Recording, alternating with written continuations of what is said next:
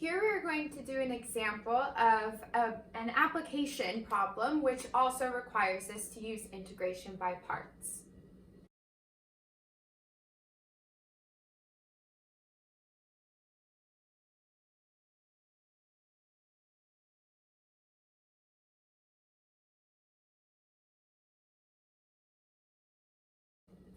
So in this example, we're dealing with a three-dimensional geometric shape.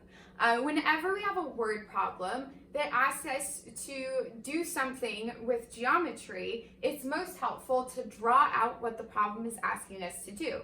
That way we can visualize what's happening and we know how to put all of the information together in order to get the answer, because that's often the most difficult part. So in this problem, we're given two functions and we're given a bounded region. So I've drawn here on this graph the functions. We have the function y equals 0, which is just this red line. We also have this function y equals the cosine of pi over 2x.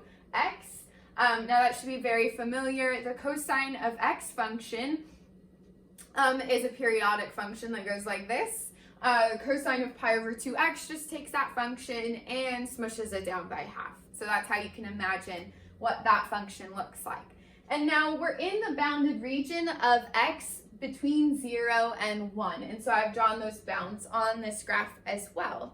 So if we put all of that information together, we end up with this shaded region right here, this area under the curve. And we're told in the problem that this area is rotated about the y-axis. And when we do that, we end up with this gumdrop dome-like shape.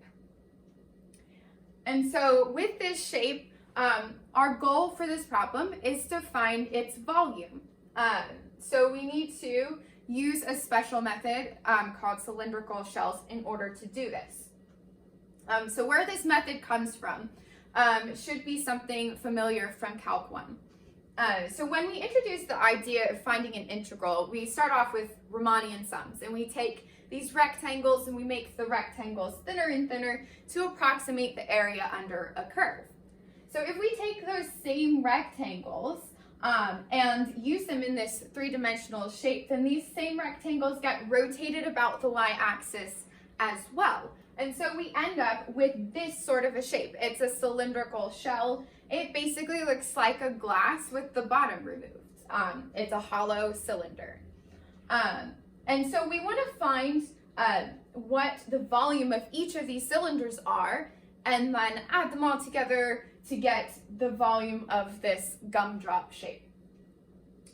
So we need to find what the volume of each cylindrical shell is first. And so if we were to cut this apart and lay it out flat, we would get just a regular rectangular prism. And so the volume of that, we know from basic elementary geometry, is just length times width times height. But we want to find out what our length, width, and heights are for this rectangle. So we need to relate it back to our graph so that we know where each of these values comes from. So this length value is generated by this cylinder being spun around the y-axis. And so we will use the circumference of the circle as our formula for the length, and it's going to be whatever our x value is. So it's going to be 2 pi x. You'll remember that circumference of a circle is 2 pi r, and so in this case our radius of this cylinder is going to be our x value. So that's the length. The height is generated by wherever this rectangle is within this region. So you'll see that the height is determined by our function cosine of pi over x. Sorry, cosine of pi over 2x. So that's what our height is. And then last, our width. You'll remember from the Riemannian sums of rectangles that the width of these rectangles we represent with dx. Okay, so now we can find what dv would be just by multiplying all these together. And something we also recall from Calc 1 is that the volume of this three-dimensional dome is going to be the integral of dv. So now we just need to put all of these things together in order to solve the problem. The majority of the work that we need to do to set this problem up has already been done here. So we want to find the volume of our integral of dv. And in this case, we're given bounds. This is not going to be an indefinite integral. It's going to be a definite integral. And our bounds are determined by this right here. We've got our x value between 0 and 1. And so that's how we determine what our bounds will be. And we found what dv should be by multiplying all these three together.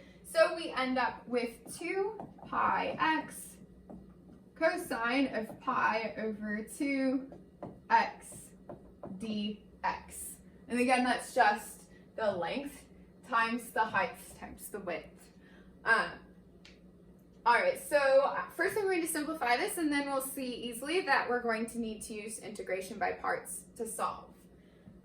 So I'm going to pull the 2 pi out in front, integral from 0 to 1 of x cosine of pi over 2x dx. And so now we can see that we have two functions being multiplied together, and so in order to find this integral, we'll need to use integration by parts. We're going to pick, for our u, we're going to pick x. That's because x, if we take the derivative twice, it terminates, and so that makes that very easy to use. And then that makes our dv cosine of pi over 2x dx. All right, so to find du, we take the derivative, and that's just going to be dx. To find v, we take the integral of this, and we end up with 2 over pi sine of pi over 2x. And again, that's done using a simple u substitution. So now we can put this all together. So we've got the volume of, and remember, when doing integration by parts, we have u times v. So x times 2 over pi sine of pi over 2x. And it's important to remember this is the first problem we've done this on, that we have bounds now. And so we need to evaluate uv at those bounds. And then minus the integral from 0 to 1 of v du. If we pull this 2 over pi out in front. And then we have sine of pi over 2x dx. And so now it's just a matter of evaluating this integral and evaluating this value. So let's go ahead and do that. And here, both terms have 2 over pi, so I'm going to go ahead and pull that out. So 2 over pi times x sine of, oh, sorry, we also forgot, we have 2 pi here being multiplied by everything. So now I have 2 pi, and both terms have 2 over pi, so that's just going to end up being 4 times x times sine of pi over 2x evaluated from 1 to 0 minus this integral, which is going to be 2 over pi cosine of pi over 2x evaluated from 0 to 1. And so now we just need to evaluate both of these. We get 4 times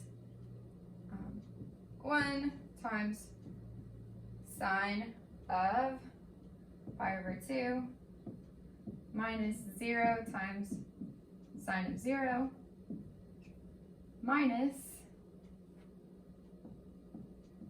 2 over pi cosine of pi over 2 minus 2 over pi cosine of 0.